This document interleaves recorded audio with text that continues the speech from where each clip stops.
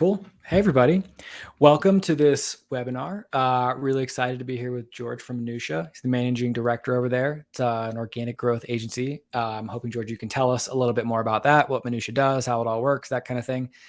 We'll give people just a minute here to start filing in. We've got 67, 68 people, which is exciting. I guess that means there's an appetite for this, and maybe we should do it more often, which is really exciting. We are, of course, recording this. We'll be sending the recording out to everybody. We'll publish it. We'll make sure everyone has easy access to it for later.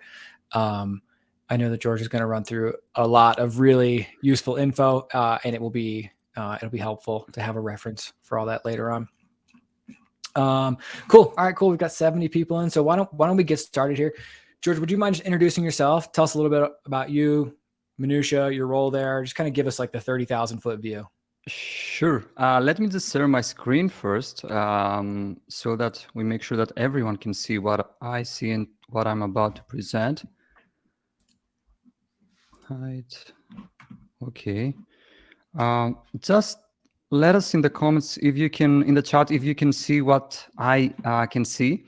And I guess that we are ready to get started. Really excited about this one. Before we get started, I would like to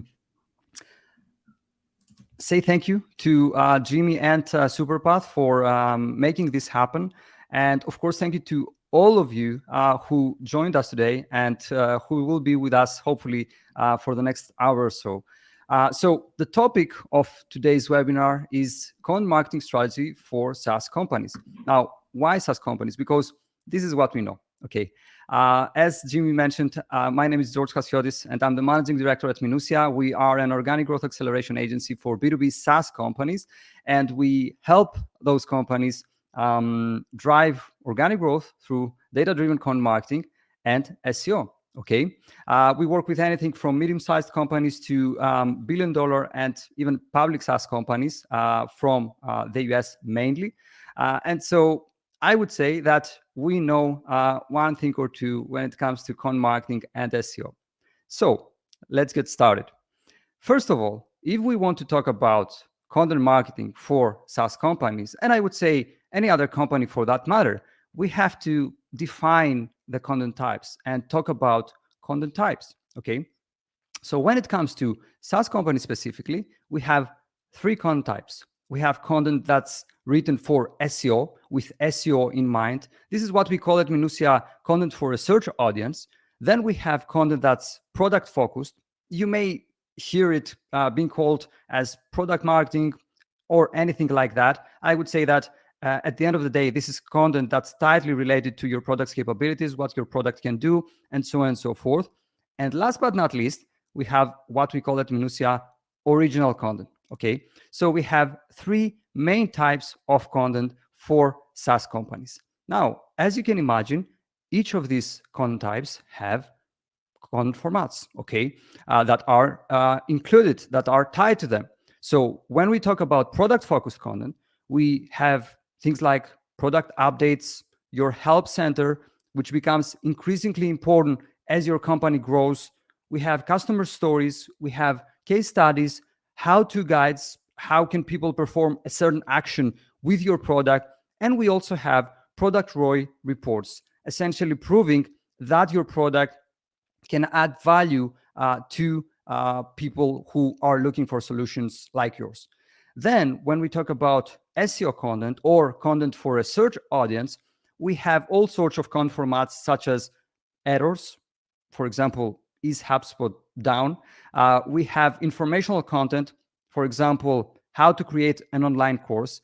We have content with commercial search intent, what we call at Minuttia tier A, because there is a distinction when it comes to terms and queries with commercial search intent, for example, live streaming platforms. And we have commercial tier B, for example, Asana vs Monday. And as you can imagine, people who are looking for live streaming platforms and people who are a bit later in the stage of finding a solution are looking for something like Asana vs Monday. They are comparing one solution to another, or they may be looking for alternatives. Then we have integrations, for example, Shopify, QuickBooks integration, people who are interested in learning about integrations of QuickBooks with Shopify. And then we have, as you can see here, what we call job to be done content, for example, business proposal templates. I have a very specific job that I need to do, which is create a business proposal, and I need a template for that. Can you help me? Last but not least, we have what we call at Minuttia linkable assets. For example, VOP statistics. People, we want to assume that people who are looking for such terms when it comes to organic search, chances are that they are looking for something to link back to, refer to in their content, and so on. And then, last but not least, we have original content, which for us at Minuttia includes content formats such as surveys, data storytelling and data studies, invented concepts, personal storytelling and personal narratives, contrarian content, network-based content, and trends and events, okay? We will see examples of all of these content formats.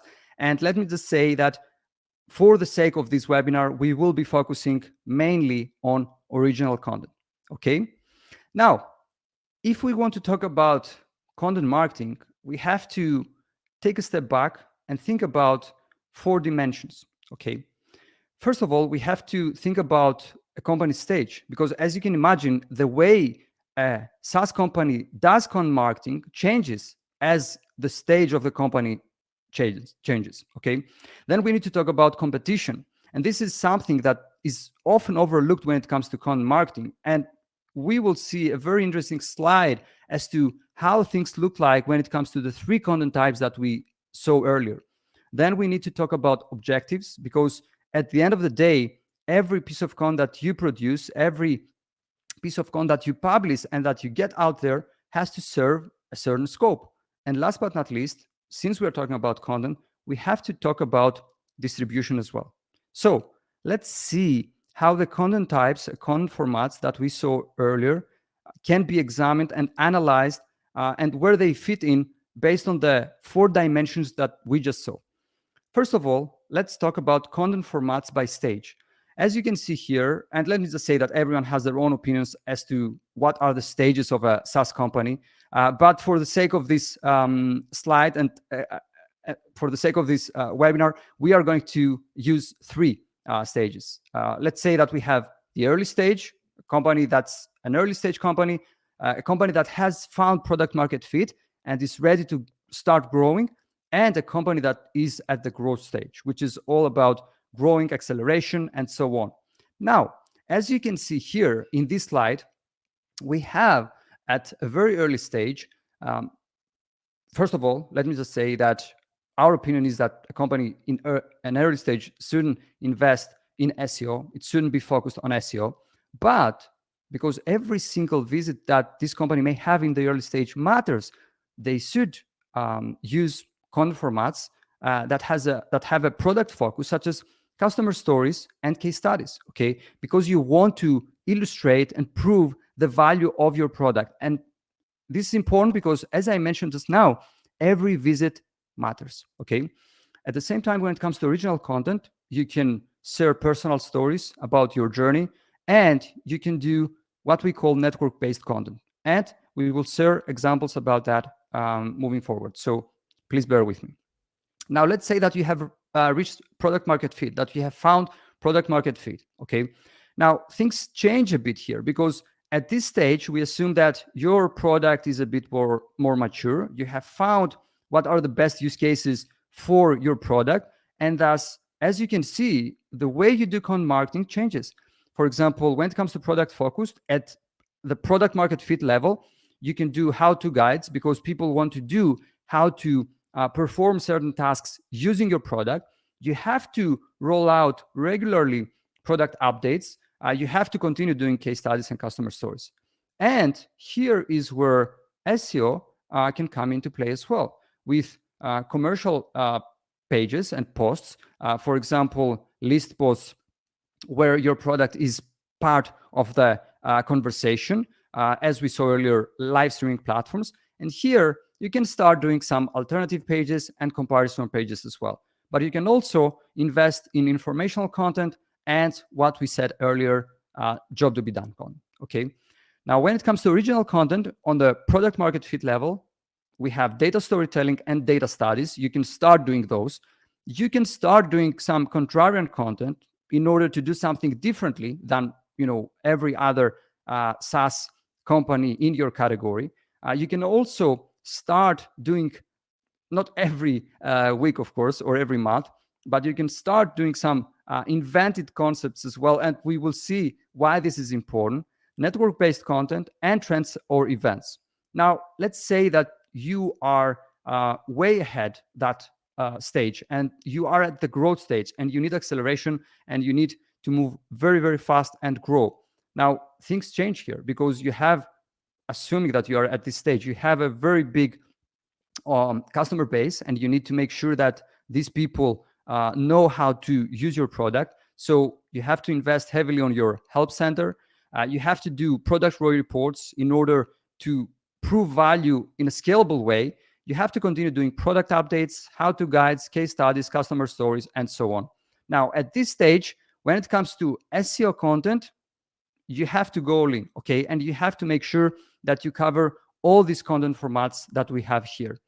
But as a company grows, and we are working, as I mentioned previously, with public companies, and rest assured that public companies are not able to do, for example, contrarian content as easily as a smaller company, okay? So there is a certain level of scrutiny as your company grows, and the things that you will be able to do from a content marketing perspective change. So here you have everything that you need in order to do surveys, data storytelling and data studies, invented concepts, network-based content, and trends or events. Okay, let's get to the second dimension, which is pretty easy. As you can see here, we have the curve of the diffusion of innovations theory.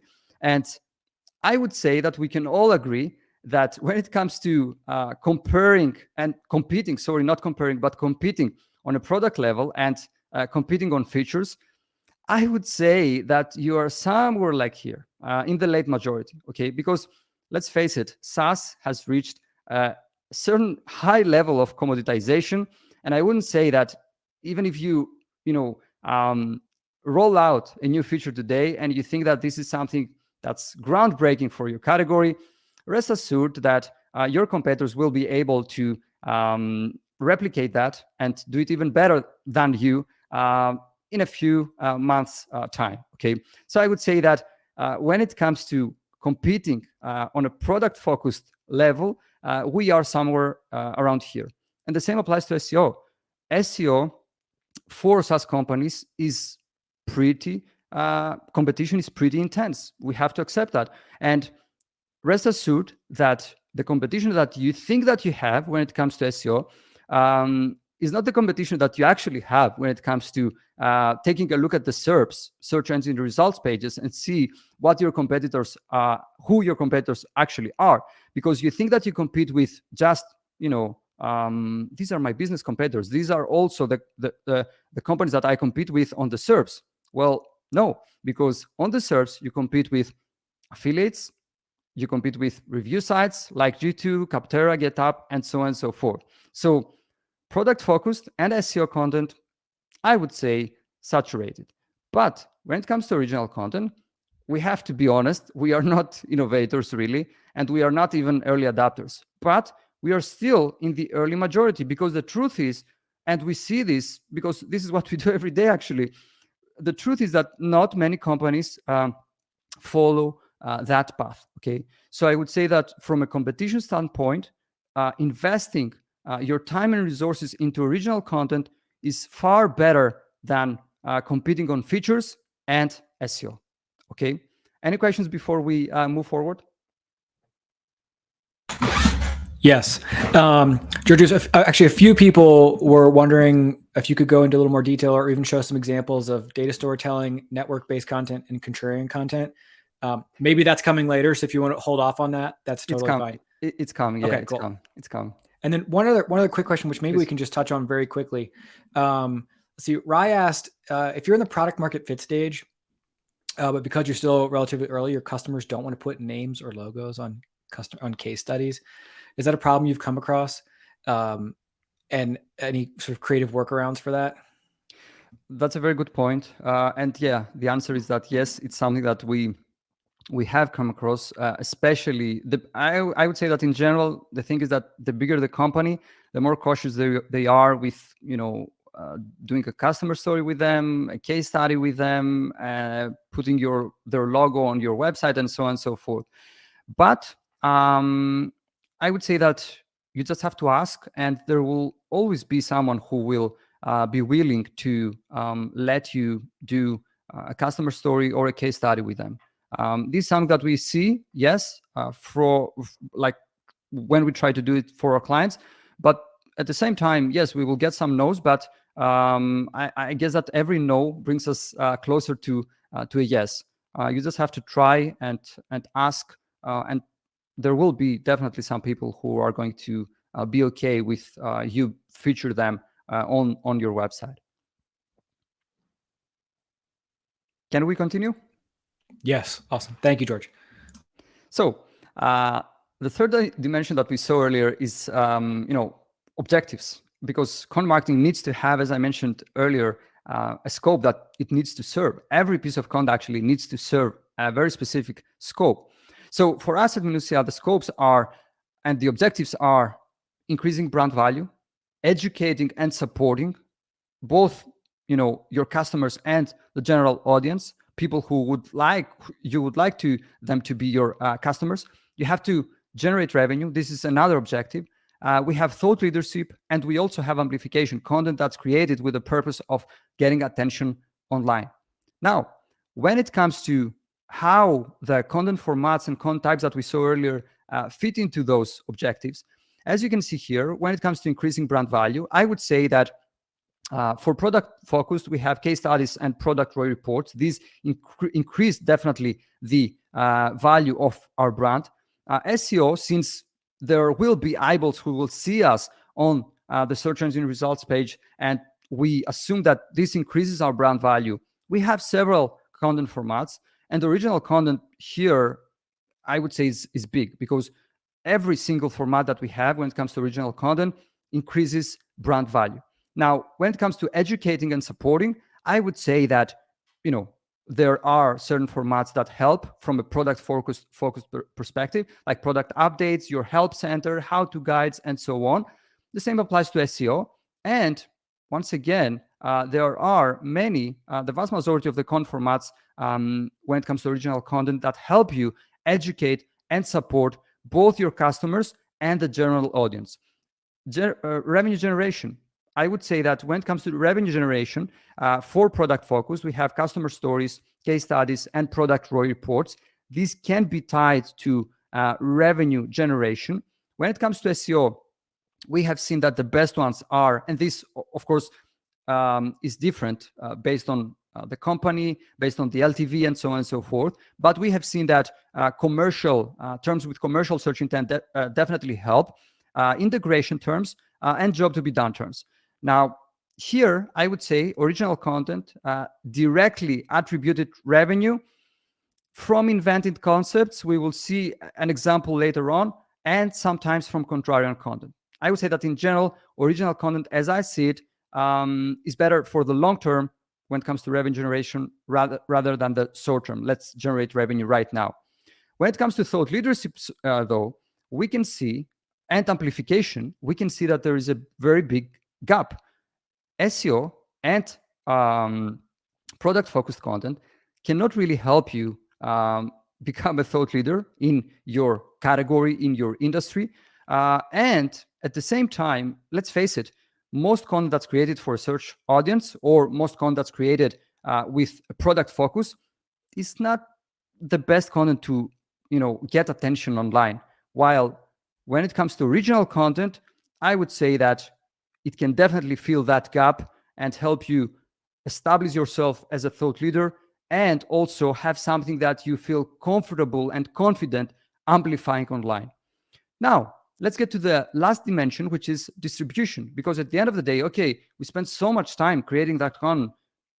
Who is going to distribute that content? And where product-focused content can be distributed using your own media. For example, your email list. We don't have anything else here, okay?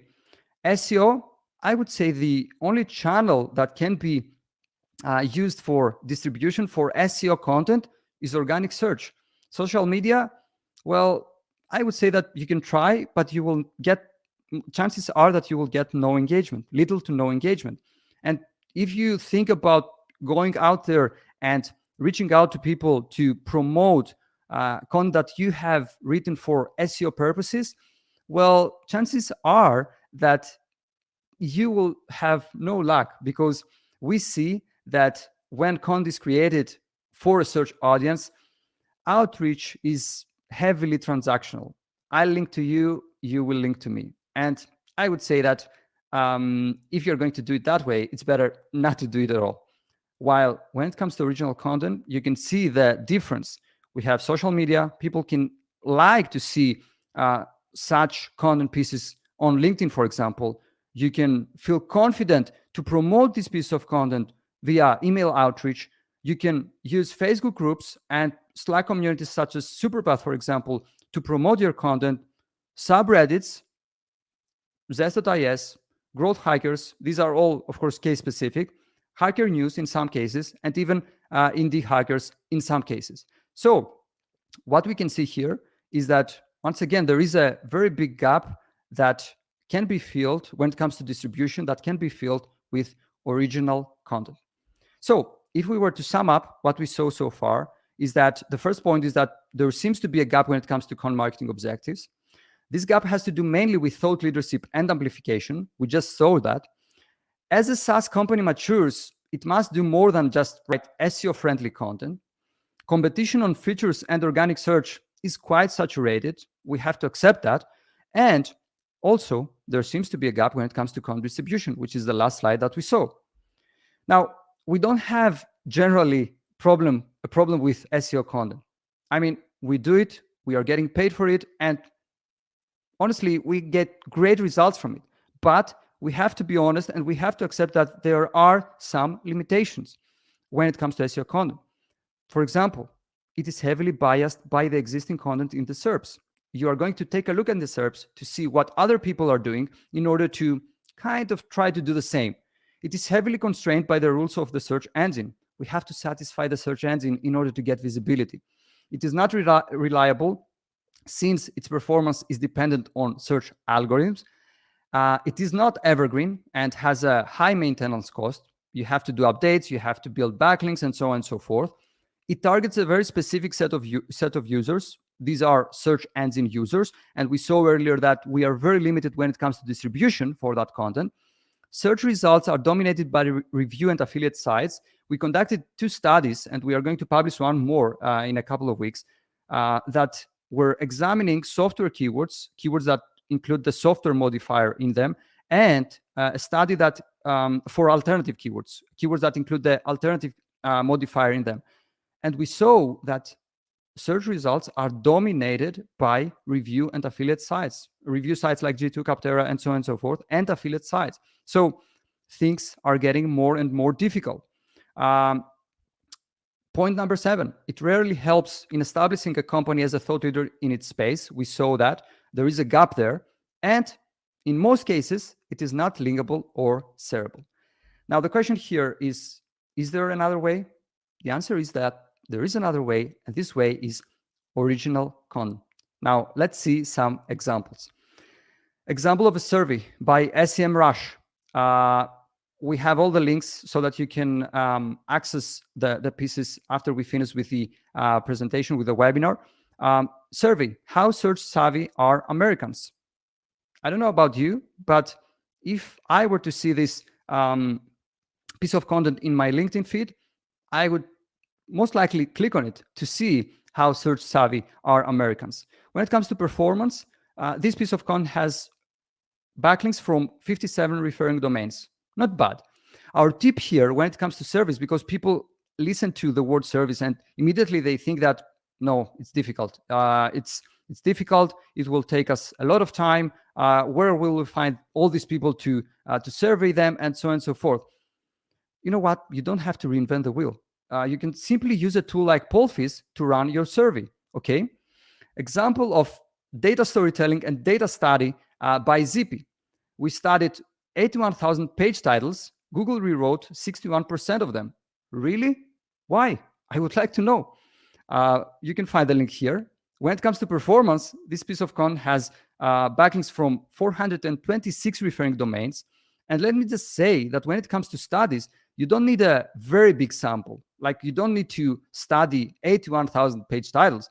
You can go with a smaller sample size to begin with, okay? And this is an amazing example of data storytelling and data studies, because guess what? We studied 81,000 page titles. Google rewrote 61% of them. And by the way, if you scroll down, you will see that we can help you with your page titles, because this is part of our product's capabilities. This is an amazing piece of content and an amazing example of how powerful data studies and data storytelling can be in general. Example of an invented concept by Ahrefs. I would say that the concept here is this, that you have a methodology, a framework that you use for your company, and you just add a label on it, okay? You give it a name. This is what companies like Ahrefs here, and full disclaimer, Ahrefs is the sponsor of our podcast, the SaaS SEO. So we would share the example either way, but I just want to be completely transparent with you. And they essentially present a concept that they have developed, and they give it a name. And the name is the middleman method. Does it work? As you can see here, this piece of content has 300 and backlinks from 335 referring domains, with many of these referring domains using relevant anchor text, such as the intermediary technique, the intermediary approach, middleman method, and so on and so forth, which means that people have adopted this concept, and they refer to it as, Ahrefs refers to it in their content. Now, of course, the truth is that you can't do every week, as I mentioned previously, or every month even, such a piece of content. But I would say that if you feel confident that we have a proprietary methodology, for example, something that we own, and we can give it a name and roll it out there, and essentially you have to promote it in order to get to people's eyes, then that's a great way for you to build some authority and to get mentions and links for your invented concept. Example of personal storytelling by Groove this time. Why I walked away from a 12 million acquisition offer 18 months after our startup's launch. Why? I would like to know. I don't know about you, but I would click on this piece of content, and I would love to know why this founder walked away from this acquisition offer. When it comes to performance, does it work? Yeah, it works. 1,900 shares according to this the counter that they have on their website. I would say that when it comes to a tip here, you have to share stories that will resonate with your target audience. For example, you know that your target audience is other startup founders. That's great. Write something that you know will resonate with them. Write something that you know they go through every day. Write something that you know keeps them awake at night, okay? Example of contrarian content by Minuttia. Shameless plug. Here we have a piece of content on SEO strategy. And instead of doing what other people are doing on the SERPs or online in general, we take a slightly different approach. As you can see here, our title is Your SEO Strategy Hurts Your Brand. Here's why. I have no data to give you about that, rather than the fact that people start their journey. We see it in Clearbit, actually, when we check the websites that visit our website. Start their journey very often from this piece of content, visit our Calendly link and book a call, and mention this in our call. Like, I was reading a piece of content of yours, and it seems that your approach is very aligned to our approach on SEO, okay? The truth is that when it comes to contrarian content, you have to be very careful. you have to make sure that you really know what you're talking about, because it's really easy for people to call you out. If you don't know what you're talking about and you take a contrarian approach, people will most likely try to test you. So make sure that you really know your stuff before putting out such a piece of content. Okay. Uh, Network-based content by user pilot. We don't have a performance highlight here, but the point is that you get into interviews, for example, with people, and you take that and you turn it into a very nice and well-structured piece of content. Finding product market fit. Expert advice from Prowly's CEO Joanna Draben by user pilot. Okay, I would say that in general, when it comes to this content format, you don't have to, once again, you don't have to reinvent the wheel. You can combine it with other efforts when it comes to content, such as we run a podcast, and also the interviews, we turn them into engaging blog posts. Why not? Okay. And you will do that, obviously, for efficiency and cost purposes. Okay. And last but not least, we have an example of event-based content piece by Loom. The point here is that something happened, there is a trend, there is an event that happened, and you take that and you create something that's timely relevant, obviously, based on that event or that trend. And here, I consider this to be an amazing piece of content, actually. As you can see, the title reads Loom, Zoom, Room. How Loom sparked a 6.5 billion valuation for leading HR and IT platform Rippling. That's content marketing. That's content marketing. I really love it. They took something that happened based on their product, Loom, for another company, Rippling. They got a very high valuation, and they turned this into a piece of content. And even though we don't have a performance highlight here, so that we know what kind of results they got, I would say that these are the types of content that at the end of the day make you have a memorable experience with a business, with a company, and so on and so forth. Any questions before we move forward? We do have a couple questions, George. I think, why don't we come back to them in a bit, because they were referencing some things you talked about a few slides ago. So rather than break your flow, I'll save them and bring them up in a bit. That's great. That's great. And yeah, please feel free to ask questions, and we will definitely discuss them towards the end of the presentation. So far, so good. At Minuttia, we have a thing that we call the bookmark concept.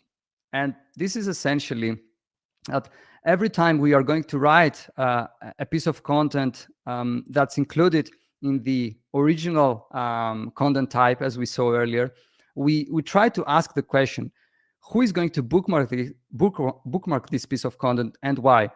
If we don't have a good answer to this question, we try to go back and rethink our approach. Okay. Now, you may tell me that, you know what, George, all this is great. I like this idea of original content, but the truth is that my boss just wants me to rank for one keyword by the end of the quarter. Like, can you tell me something about that? And let's say that this keyword, for the sake of the example, is types of marketing. You want to rank for types of marketing, and this is what interests you. Okay, original content is great, but I have to prove to my boss that I can rank for this keyword. Now, if you take a look at of a keyword like that, and you take a look at the top of the search results, no disrespect to the companies that rank there, by the way, but you will see pretty much the same from every company. 19 types of marketing you should know about. 41 types of marketing your brand can invest in. 18 main types of marketing, examples included, and so on and so forth. So no differentiation there. The question is, can the original content and all the learnings of what we discussed today be applied to a boring, let's say, example like that? They can. And let's take them one by one. Let's say that you want to do a survey for this topic. We asked 750 SaaS CMOs which types of marketing they are investing in. Here's what they said. Data storytelling. Let's say that you want to turn it into a data storytelling or data study content format. We analyzed the marketing strategy of 102 SaaS companies. Here are the most popular types of marketing. Let's say that you want to turn it into an invented concept. How we use the bookmark concept to fuel our company's growth without any other types of marketing. Personal storytelling. 6 types of marketing that failed our SaaS company and 2 that didn't. Contrarian content. The types of marketing you are investing into are dead. Here is why and what to do instead. Network-based content. We are going to get in an interview with Jimmy from Superpath, getting Superpath from 0 to 500K run rate without any of the traditional marketing types, an honest conversation with Jimmy Daly. And last but not least, trends or events. Let's say that we've spotted a trend or an event. The 4 types of marketing that helped ClickUp get to a 4 billion valuation. That's it. We turned something boring into something exciting. And I don't know about you, but if I was in the SERP that we saw earlier and I saw one of these titles, I would definitely go for this piece of content and I would definitely visit it. And if the content was good, I would bookmark it and I would revisit it in the future as well. Now, the reality is that original content is not easy. Why? Well, it doesn't scale as easily as other content types such as SEO. By design, original content is top-down, bottom-up, and company-wide. The whole company has to be, or to put it differently, it has to be in the company's DNA. The investment may be higher compared to other content types. Let's face it, everyone can write SEO content for a search audience, SEO-friendly content. Everyone can do that. Not everyone can create original content. As we mentioned earlier, especially for some content formats, you have to make sure that you know your stuff. People can easily call you out. There will be people who will question your work, rest assured.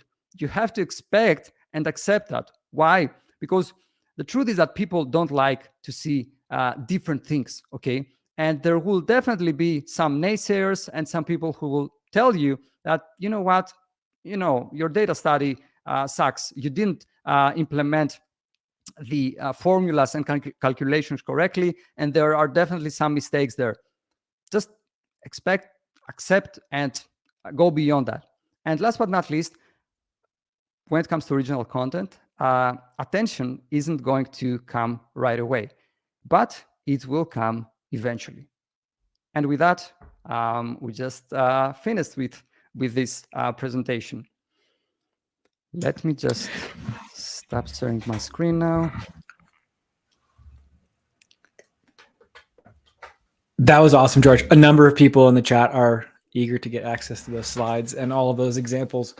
I collected a few questions, but now is a great opportunity to send more. So I'll keep an eye on the chat, and folks have questions, please feel free to drop them and I'll make sure they get queued up. Okay, let's dive in. Matthew asked, I think this is a very interesting question. He asked, if SaaS products are becoming saturated and commoditized, wouldn't product-focused messaging also fall flat? And I'm curious if you think it's something that it's required, you just have to do it, or it's the content team's responsibility to use their creative muscles to make something that's more interesting than whatever else is out there. I think that, first of all, I think that it's not the product team's job to write about features or anything of that sort. If anything, it has to be a collaborative effort. And there has to be a content marketer involved in the process, just so they bring their perspective about things. Because I assume, I'm not a technical person myself, okay? But I assume that as a technical person, I would bring my technical thinking into how a product update or something like that.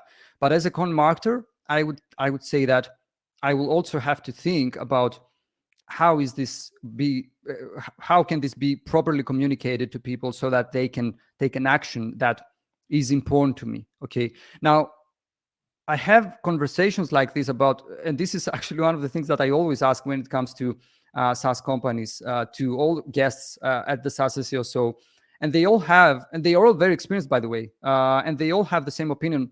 SaaS has already reached commoditization. That's for sure. Okay.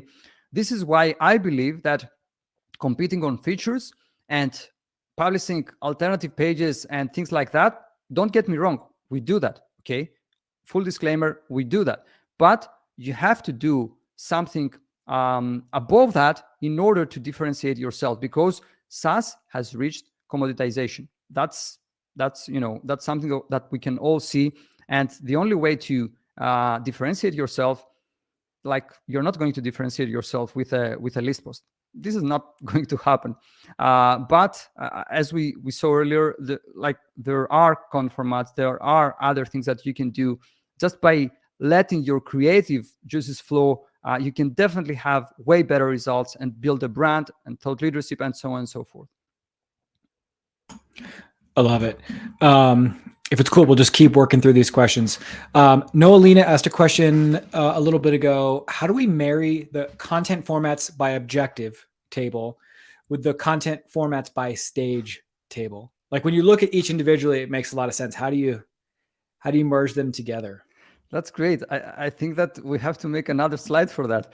But I would say that the easy answer here would be, and thank you for the question, by the way, but I guess that the easy answer would be, you have to think at what are the objectives at each stage. For example, for an early stage company, I wouldn't say that you should care about volumes. You don't, okay? Because at the end of the day, your product is not mature yet. You don't know what are the best use cases, what are the best features that people get the most value out of, and so on and so forth. So you care only about capturing the attention of people who are on the website. And in that sense, the objective would be like revenue generation, okay? And in that sense, you have to do customer stories and case studies, because every visit matters. Now, in another stage, for example, in the growth stage, this is all about high volumes, okay? So doing something that's not scalable there, I would say that, it doesn't make sense. So that's a great point. I think that we would have to make another slide for this point. But you really have to think about what's most important at the stage that I am at, and try to get the content formats that can help you get there.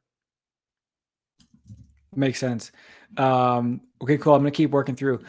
See, Alankaram, I apologize if I'm not pronouncing that correctly, asked, okay, beginner's question. Can't we integrate SEO-friendly content and original content together? Why are they in silos? And I'll throw out just a quick example of something I saw recently on the Charlie HR blog. I think they do a pretty good job mixing the two. Like they'll do a piece, something along the lines of like, we implemented a 4-day work week, but with one big twist, with 4-day work week being like an important keyword for them. And then they have this sort of contrarian angle approach to it. So like, do you see companies doing that? Can it work well, or do they have to be separate?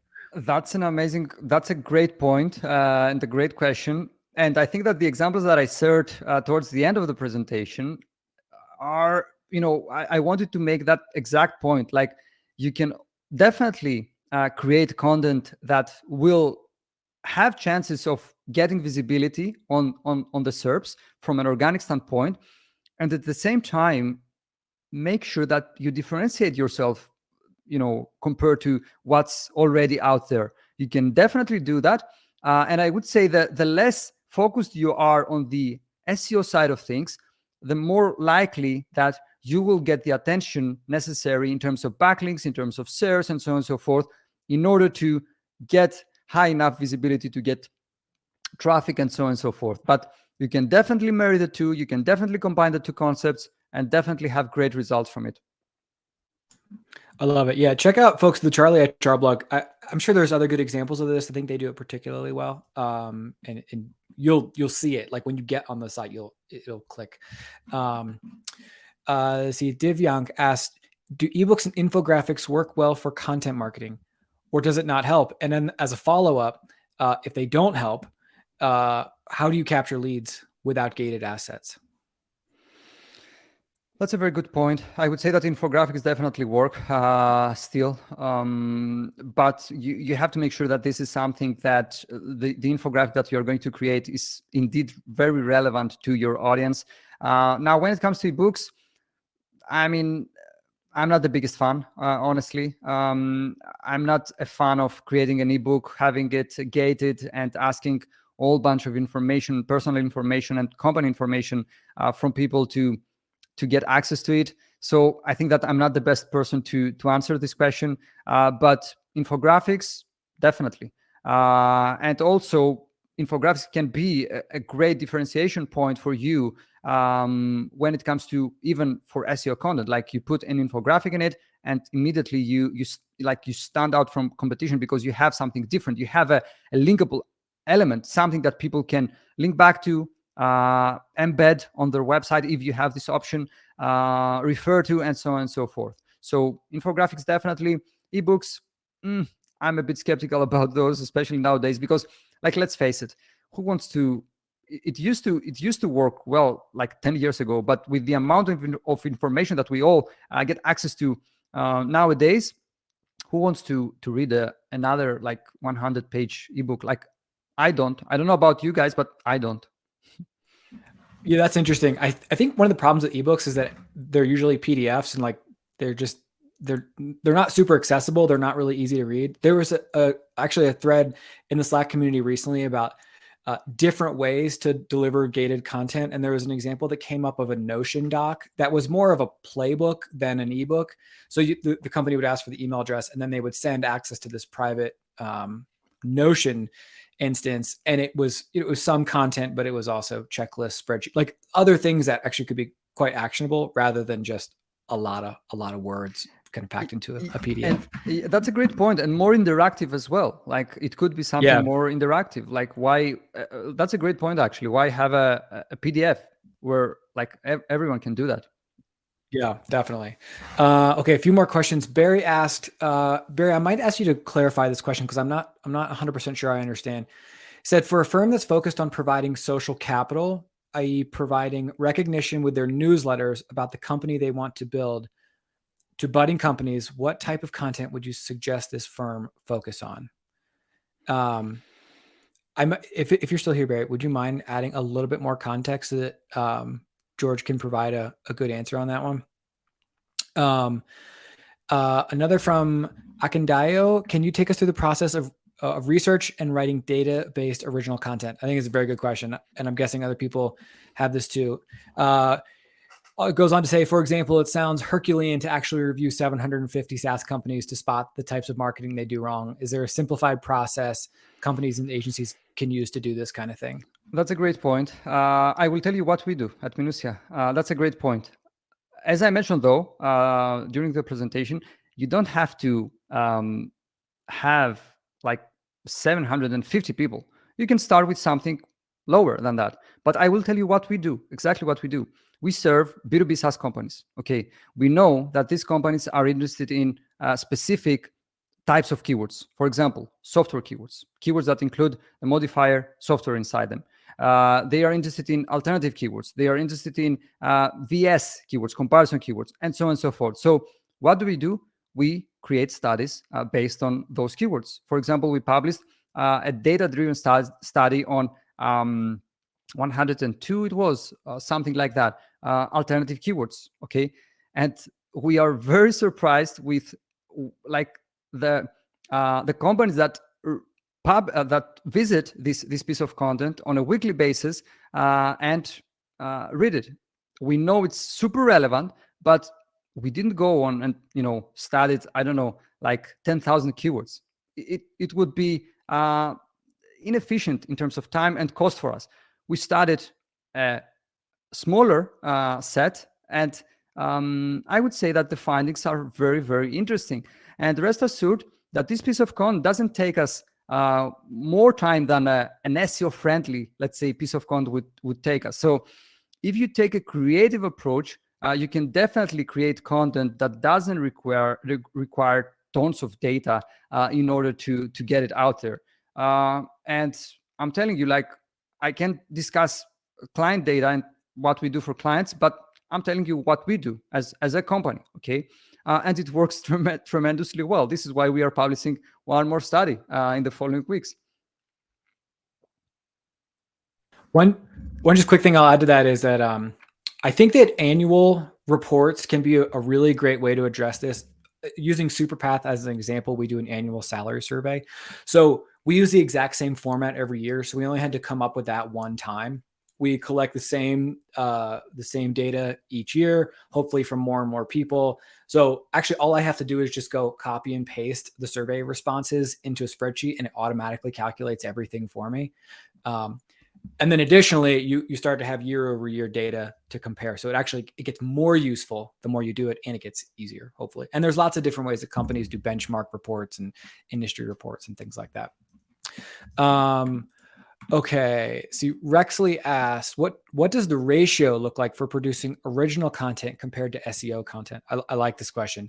Is there a balance that we need to strive for, or is it a case-by-case basis? I ask because limited workload and staff, as well as overall goals, can hamper the case for creating original content, especially if SEO traffic is still bringing in new users. That's a great point. And I would say that it goes back to what we saw earlier about objectives, about stages, about what is important to you. It's not that original content can't generate revenue for your company. It's just that it will not happen overnight. It's not like SEO, I would say, that once it start working, of course, you have to maintain it. You have to build backlinks and so on and so forth, which is like really, really expensive, and it gets more expensive. We know it because this is the industry we are operating at. So it's not that SEO content is like cost effective or cost efficient, sorry, or anything of that sort. It's just that when it comes to original content, I would say that if the objective is revenue generation, maybe not the best. But if the objective is that we want to build a brand, we want to differentiate ourselves, we want to take to get attention online, we want to people to have us in their minds for doing things differently than every other SaaS company in our category, then you are never going to achieve that through SEO content. No one is going to come on the website and say, oh, they are the thought leaders of this category. It will just never happen this way. So it depends. The answer is that it depends on what is most important to you and the objectives that you have at the stage that you're at, and so on and so forth.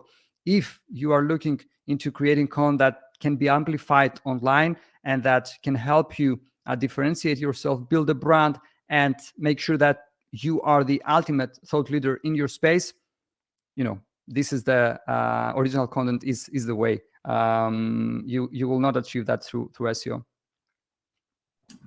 I'm curious if that answer will apply to the next question too.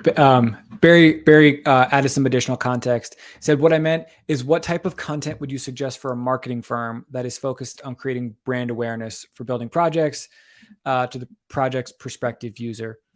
I can speak. I mean, this is my experience working in agency side. Is you're forced to rely on original content because of just the economics of the business. You don't need to reach tons and tons of people. You need to reach a handful of really high value people. But curious if you would agree with that. I would say that I definitely agree. One of the things that we often forget when it comes to creating content is the business model. As you mentioned, for an agency, it's not a business model that requires high volumes of leads, for example, to come at your door. You want just a handful of high quality leads. And this is why I believe that, especially in that case, you have to rely on original content, and you have to get things out there that are not SEO focused or anything of that sort, and that speak for themselves. Like you have to try to as I mentioned previously, with our example, as an agency, we wouldn't go with SEO. Like it doesn't make sense, because we want people to have a certain image in their minds about our company, about Minuttia, and the way to achieve that is by doing original content. I love it. Okay, a lot of debate on what long form content is. Should a content writer focus on the length of the content to add more keywords to one blog, or make multiple content pieces on one topic and interlink to each other? Sounds something. This question is sort of like, should you rely on hub and spoke setup, right? Get all the internal linking there, or I guess what I would call like a pillar piece, which is probably a single, very long guide that kind of includes everything in one place? That's a great point. The answer is it depends. If the topic, and I'm just speaking by experience here. If the topic is like multidimensional, you have to talk about many different things when it comes to this topic. Oh, hey, For sorry, example, George, we lost you for about 30 seconds there. I apologize, but we didn't hear your start to that answer. okay, let me just start from the beginning then. I would Sorry say about that it depends. It depends. Let's take content marketing as a topic, for example. Content marketing is multidimensional. When you talk about content marketing, you will talk about content marketing strategy. What is content marketing strategy, content marketing tips, content marketing mistakes, and so on and so forth. You have many things to talk about. So in a case like that, I would go with a topic cluster. Recently, we created a topic cluster for one of our clients targeting the term product launch. And let me just say for the record that our client didn't have any visibility whatsoever for product launch or associated terms. And we created a topic cluster. Okay. I can even drop it in the chat if you're interested. Results are amazing. No active promotion. Sorry to cut you off. Can you hear me? Yes. So as I was saying, results are amazing. No active promotion whatsoever. We didn't do anything to promote this piece of content. And without any, let's say, established topical authority on the topic of product launch. And it grows day after day, and it brings in real clicks. But we are talking about a topic that includes many subtopics. In that case, a topic cluster can be the best way to go. If we are talking about let's say a topic with less subtopics, I would say that you can just do blog posts. But at the same time, I think that the word count debate and topic is a bit different. I would say that when it comes to content, especially original content, you don't have to worry about words. You just shouldn't. And by the way, if you're competing on words, I think that you're lost, because with AI generated content nowadays, people can just spit out words in thousands, like every single day. Okay, so our advice is, don't think about words. Really, they don't mean anything. Just focus on the value of your piece of content, and making sure that the message is conveyed, like the objective is served well, the scope is served well, and so on and so forth. This is what you should be focused on. But topic cluster vs blog posts, I would say that this is a different topic. And as I mentioned, based on the complexity and how big the topic is and how many subtopics it includes, in some cases you have to go with a topic cluster. In some other cases, blog posts may be suitable as well. Got it. All right. We have, if you could drop that link in the chat, that'd be amazing, or we can send it out later as well. And then one last question as we come up on time here. Renee asked about what is a topic cluster. I don't know if we have time to go into that right now, but there's a lot of good content out there on that. That could be an opportunity for another webinar. Yeah, definitely. That's kind of like I guess that's like a whole thing. I would refer you, Renee, to it. There's a great piece on the Bruce Clay SEO blog about silos, which I thought was super interesting and explains this concept really well. I would Google that, and I can also send you a link later. Okay, final question. Are there any companies doing original content right that are not themselves marketing or marketing adjacent companies? And I realize you may not have an answer like right off the top of your head. So if you prefer to answer that one asynchronously, we can include it in the follow-up. Yeah, I mean, I have a lot of examples of, companies that create certain content formats and serve them really well, that we can definitely share. And also the examples that I shared. Some of these companies are heavily focused on content, and they do content very, very well. But we can definitely share some additional examples as well.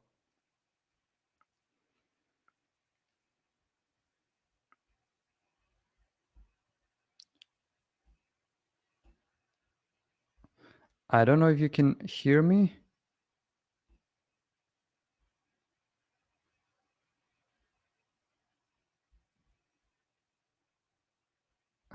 Jimmy, still with us?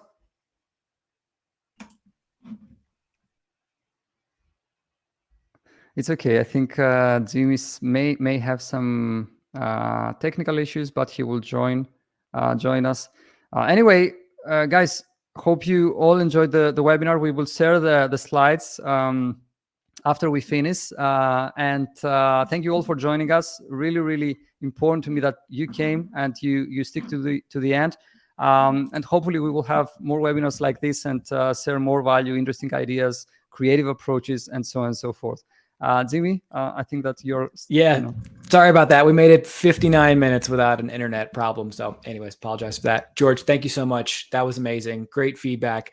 Thank you everybody for coming. We'll send out slides, recording, all that good stuff, and keep an eye out and announcements for more of these soon. Have a good weekend, everybody. Bye.